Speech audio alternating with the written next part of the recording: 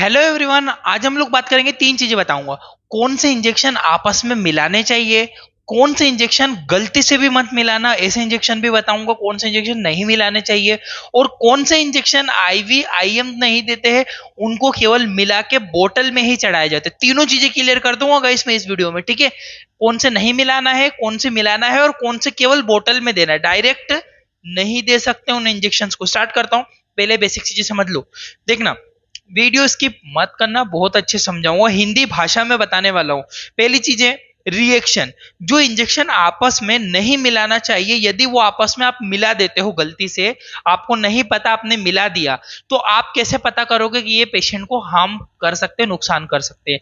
पहली चीज है डिकलराइजेशन, यानी डिकलरेशन मतलब जैसे ही आप मिलाओगे तो एकदम व्हाइट सॉल्यूशन कलरलेस हो जाएगा, बिल्कुल व्हाइट हो जाएगा।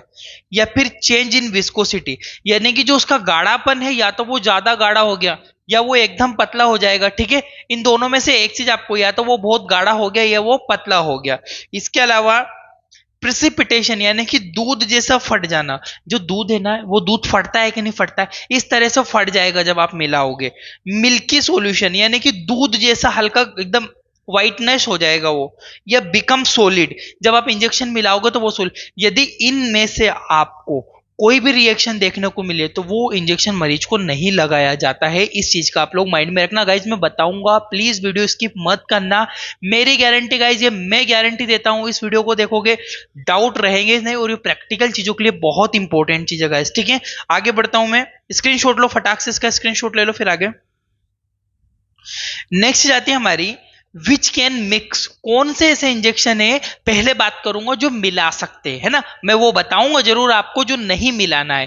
पहले ये देख लेते हैं कि कौन से इंजेक्शन आपस में मिलाए जा सकते हैं। पहला आता है आपका रेनेटिडिन प्लस मेटाक्लोप्रामाइड, है ना। जो रेनेटिडिन होता है और वैसे तो रेनेटिडिन इंजेक्शन को कोई भी इंजेक्शन के साथ नहीं मिलाते, पर रेनेटिडिन इंजेक्शन को मेटाक्लोप्रामाइड इंजेक्शन के साथ मिलाया जा सकता है, क्योंकि रेनेटिडिन जो इंजेक्शन होता है, रेनेटिडिन इंजेक्शन का हार्ड बर्न वगैरह इसमें यूज करते हैं हम लोग, ठीक है।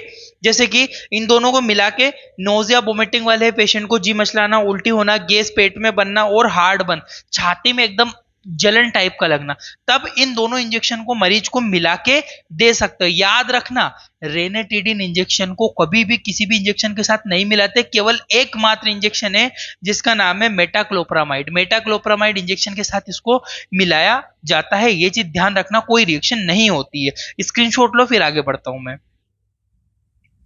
नेक्स्ट हमारा आता है एविल। एविल के साथ में डेक्सोना बहुत कॉमन है, सबको पता है। एविल और डेक्सोना को मिला के दिया जा सकता है। कब देते हैं हम लोग? एलर्जी, यदि कोई व्यक्ति को एलर्जिक कंडीशन हो गई है तब दिया जा सकता है। इमरजेंसी कंडीशन, यदि कोई इमरजेंसी कंडीशन है, सेचुरेशन फॉल वगैरह हो रहा है, तब भी डेक्सोना देते हैं, क्योंकि डेक्सोना इज ए स्टेरॉइड। ये चीज आप लोग ध्यान रखना, ठीक है।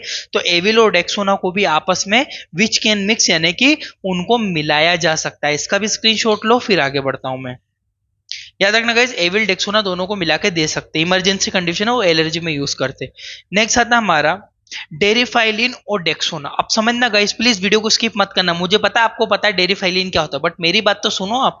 जो डेरिफाइलिन होता है और डेक्सोना होता है, देखो डेक्सोना स्टेरॉइड है, समझना मेरी बात को। डेक्सोना स्टेरॉइड है, और जो डेरिफाइलिन है वो injection breathing problem, asthmatic patient वगैरह जो रहते हैं उसमें हम लोग देते हैं डेरिफाइलिन। सांस लेने में व्यक्ति को समस्या हो रही है तब भी हम इसका इस्तेमाल करते हैं, ठीक है। तो रेस्पिरेटरी प्रॉब्लम, जो डेरिफाइलिन जो इंजेक्शन है, रेस्पिरेटरी प्रॉब्लम में इसको दिया जाता है। यदि नॉर्मली रेनिटिडिन नॉर्मली डेरिफाइलिन काम नहीं करता है, तो फिर उसको उसके रिएक्शन को बढ़ाने के लिए, उसको पावरफुल करने के लिए साथ में स्टेरॉइड देते हैं, ताकि उसकी एक्शन बढ़ जाए, ठीक है, तो वो अच्छे से काम करे, ठीक है। तो डेरिफाइलिन के साथ में डेक्सोना दिया जाता है, कोई प्रॉब्लम नहीं होती है, ये चीज आप लोग ध्यान रखना, ठीक है। स्क्रीनशॉट ले लो, फिर आगे बढ़ता हूं। नेक्स्ट इंपॉर्टेंट है जेंटामाइसिन। जो जेंटामाइसिन होता है उसको डेक्सोना के साथ दिया जाता है, कोई प्रॉब्लम नहीं होती है, ये भी मिलाया जा सकता है। जब भी कभी बैक्टीरियल सीवियर, एक सर्टन बैक्टीरियल इन्फेक्शन होता है, तब हम लोग स्टेरॉइड का इस्तेमाल कर सकते हैं। जेंटामाइसिन के साथ डेक्सोना इंजेक्शन को मिक्स करके मरीज को चढ़ाया जा सकता है, कोई प्रॉब्लम नहीं होती है, इसको भी देते हैं। इसका स्क्रीनशॉट ले लो फटाफट। और जो जेंटामाइसिन है एंटीबायोटिक, याद रखना, माइसिन जिस शब्द में आता है ना, वो एंटीबायोटिक रहती है, जो कि जेंटामाइसिन और डेक्सोना, जिसमें सोन वर्ड आता है लास्ट में, सोना, वो स्टेरॉइडल कैटेगरी के होते हैं। ठीक है, स्क्रीनशॉट ले लिया होगा, आगे बढ़ता हूँ। अब आते हैं विच कैन नॉट मिक्स। ऐसे अभी तो मैंने बात करी है कि ऐसे इंजेक्शन जिनको हम आपस में मिला सकते हैं। अब बात करते हैं कौन से इंजेक्शन हमको नहीं मिलाने चाहिए गाइस। देखो जरा, पहला आता है विच कैन नॉट मिक्स, हम इनको नहीं मिला सकते। कौन कौन से? ओंडेम। याद रखना गाइस, एक पॉइंट हमेशा माइंड में रखना, जो ओंडेम इंजेक्शन होता है, ओंडासेट्रोन, ओंडेनसेट्रोन जो इंजेक्शन होता है ना, ये नोजिया वोमिटिंग के लिए, जी मचलाना और उल्टियां होती है तब हम इसको देते। पर इस इंजेक्शन को हम एक सिरिंज में लिया, समझना बस, बहुत प्रैक्टिकली चीज बात बता रहा हूं। इसको एक इंजेक्शन में लिया, उसको मरीज में लगा दिया, और उसी इंजेक्शन से दूसरा मिक्स नहीं करना। बहुत सारे लोग ये गलतियां करते हैं कि ओंडेम जिससे लगाया उसी इंजेक्शन से दूसरा ले लिया और उस मरीज को लगा रहा। कभी गलती मत करना गाइस, बहुत सीवियर रिएक्शन होती है। आप जब मिला के, आप कभी आपको देखना भी हो तो ओंडेम के साथ आप एक काम करना, डेक्सोना या कुछ भी आपके हिसाब से मिला के देखना, जो सॉल्यूशन है ना एकदम व्हाइट हो जाए, मतलब व्हाइट का मतलब एकदम दूध जैसा बन जाएगा, रिएक्शन हो जाएगी, कलर बदल जाएगा। ठीक है, मिल्की अभी रिएक्शन बताई थी। तो गाइस याद रखना, गलती से भी ओंडेम, ओंडेस्टेरोन ओंडेम के नाम से मार्केट में मिलता है, ये ओंडेम बहुत फेमस ब्रांड है। ठीक है, और ओंडेनसेट्रोन जो होता है, ओंडेनसेट्रोन जो होता है, इसका कंपोजिशन है, इसको सिरिंज के साथ नहीं मिलाना है किसी के भी साथ, और एक ही सिरिंज से 2 इंजेक्शन नहीं लगाना। ले लो स्क्रीनशॉट। दूसरा आता है एमवीआई, मल्टीविटामिन के साथ कुछ भी कभी भी जिंदगी में कभी भी गलती से मत करना, इसको मत मिलाना। और गाइज मैं एक चीज आपको बताता हूं कि एमवीआई को वैसे तो लोग देते हैं, एनएस में भी देते हैं, डीएनएस में भी देते, बट इसको देने का ऑफिशियल तरीका होता है कि इसको एनएस, कितने एनएस? 500 ml एनएस में। ठीक है, याद रखना, इसको एनएस नॉर्मल सलाइन में ही देना चाहिए हमको, और इसमें नहीं देते। ठीक है, वैसे देते सब करते हैं, पर मैं आपको बता रहा हूं कि एनएस में ये गुड रहता है, बहुत कम, कुछ भी प्रॉब्लम कभी भी नहीं देखी गई है एनएस में। ठीक है, हालांकि अलग बात है कि ब्लड प्रेशर वाला कोई पेशेंट हो, उसके अकॉर्डिंग अगर उसको एमबीआई की जरूरत हो फिर उसके अकॉर्डिंग यूज करते हैं। ठीक है, तो इसका जो यूज होता है, वीकनेस, फटिकनेस, यदि थकावट, कमजोर। गाइस देखो, मैं प्रैक्टिकल बात करता हूं, आप ऐसा मत बोलना अरे सर ऐसे नहीं ऐसे होता है। भैया आप जो बोल रहे हो वो भी सही है, और मैं जो बोल रहा हूं वो भी सही है। ठीक है ना, आप बोलोगे सर डीएनएस में भी दे सकते हैं, आप कैसे बोल रहे हो नहीं देते? भैया देते हैं, मैं मान रहा हूं, मैं मना नहीं कर रहा हूं, बट मैं अपना एक्सपीरियंस शेयर कर रहा हूं कि भैया एनएस में देना चाहिए, गुड रहता है। जिसको बीपी की प्रॉब्लम नहीं रहती उसको दे सकते हैं हम लोग एनएस में, it is a good method. ठीक है, बाकी दोनों तरह से दिया जाता है। ठीक है, स्क्रीनशॉट ले लो एमवीआई। नेक्स्ट आता है हमारा डाइनेपार और टिटनस। अब समझना मेरी बात को, प्लीज वीडियो स्किप मत करना, इस चीज को समझने की कोशिश करना जो मैं बोल रहा हूँ। डाइनेपार और टिटनस को मिक्स करके नहीं देना चाहिए। क्यों? क्योंकि समझो मेरी बात को, कोई व्यक्ति दौड़ रहा है, साइकिल चला रहा है, साइकिल से गिर गया, तो साइकिल का जंग लगा हुआ पतरा उसके पैर में घुस गया। अब व्यक्ति को बहुत दर्द हो रहा, बेचारा हॉस्पिटल में आया, समझना मेरी बात को, हॉस्पिटल में आया, दर्द हो रहा उसको, कहीं खरोच लग गई, तार घुस गया, कील घुस गई, बहुत सारी चीजों से लग गई।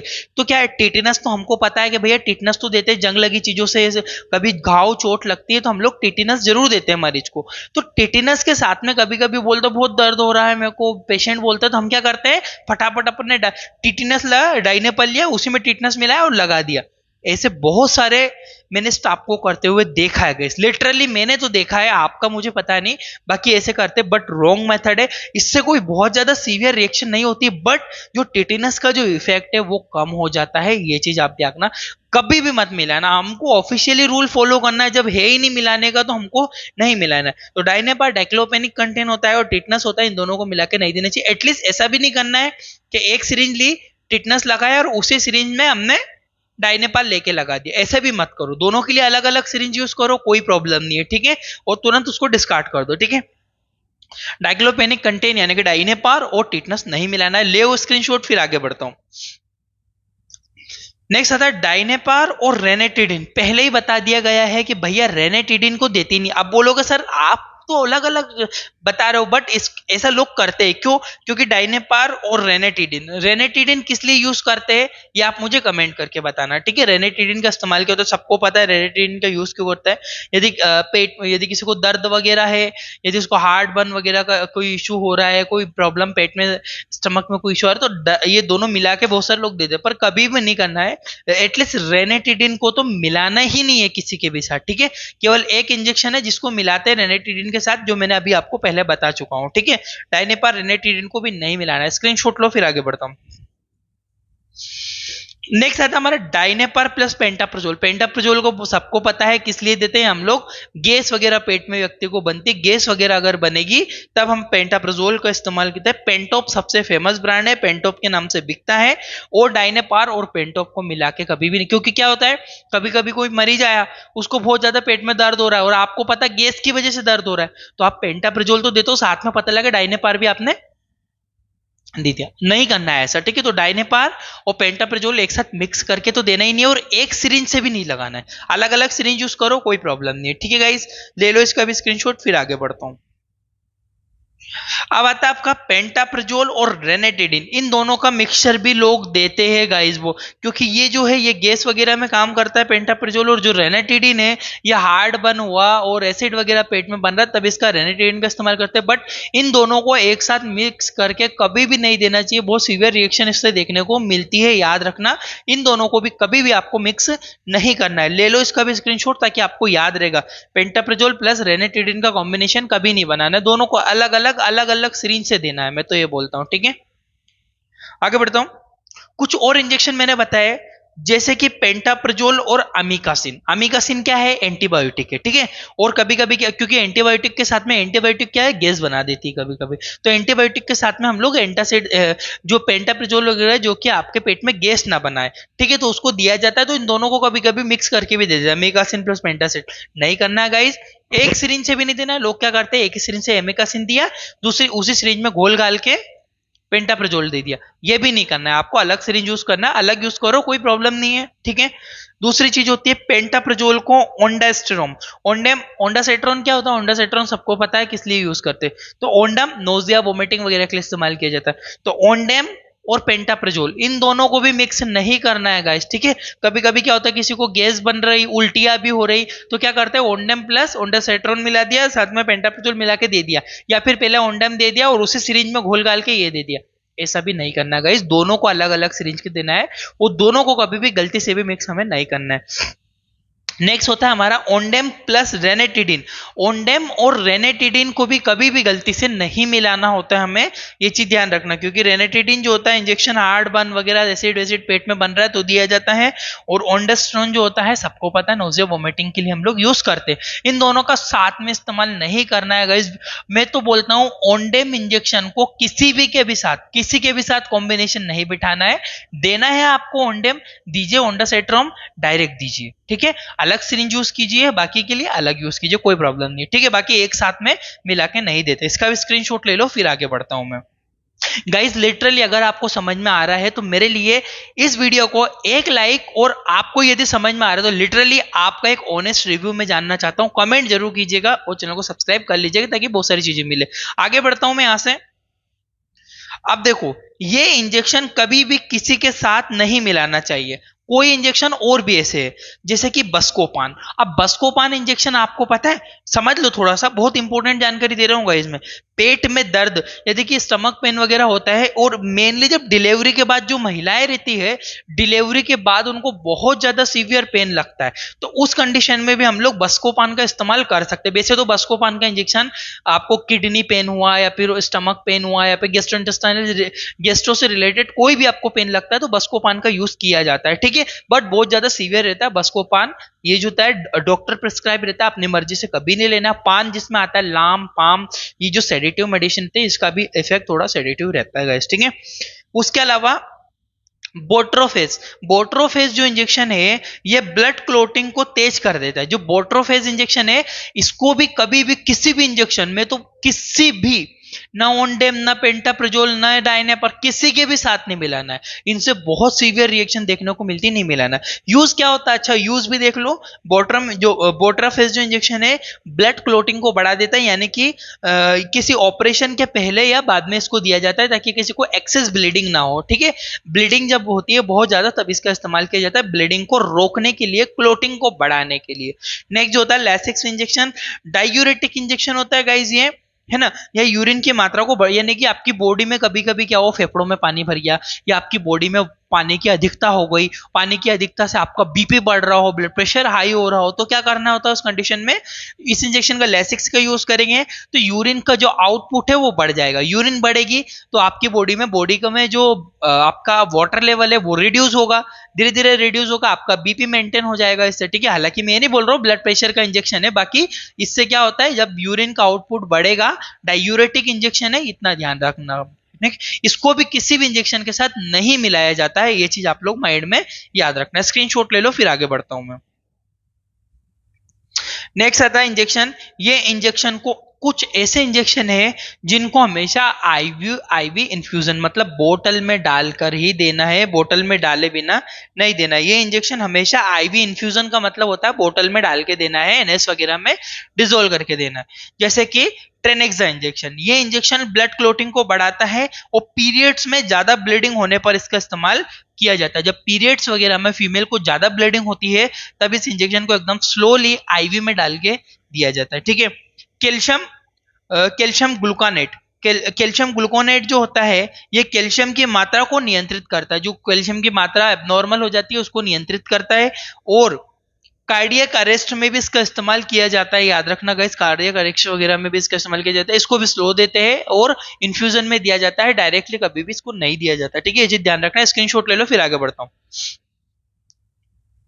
कुछ और इंजेक्शन है, ये इंजेक्शन कभी भी एक साथ, कुछ और इंजेक्शन ऐसे है जिनको हमें एक साथ नहीं मिलाना है। जैसे कि कैल्शियम ग्लूकानेट, इसको भी हमको आपस में नहीं मिला, जो कैल्शियम ग्लूकानेट के साथ किसी को भी नहीं मिलाना है, सिंगल ही हमको आईवी इन्फ्यूजन में देना चाहिए इसको।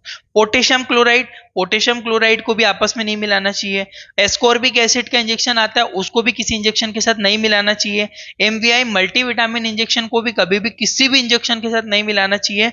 और ट्रामाडोल, ट्रामाडोल जो इंजेक्शन है गाइस, गलती से भी डायरेक्ट मत दे देना, पेशेंट की बहुत हालत खराब हो जाती है। इन इंजेक्शन को भी हमेशा एक आईवी बोतल में ही दिया जाता है। ट्रामाडोल, ट्रामाडोल को भी डायरेक्ट नहीं देते हैं, याद रखना गाइस। देने वाले का मुझे नहीं पता, बट नहीं देना चाहिए इसको। आईवी इन्फ्यूजन में 100 ml एनएस में देना चाहिए स्लोली। अच्छा इफेक्ट होता है, बहुत ही इफेक्टिव पेन के लिए ट्रामाडोल का इस्तेमाल किया जाता है। Thank you for watching guys. अगर आपको लिटरली समझ में आया तो जाओ देखो और सुनो, ये जो वीडियो बगल में आ रही है, जाओ इस वीडियो को जाके देखो, बहुत अच्छी चीज मैंने आपको बताई हुई। थैंक यू फॉर वॉचिंग, आपका अपना इंडियन मेडिकल लेक्चर।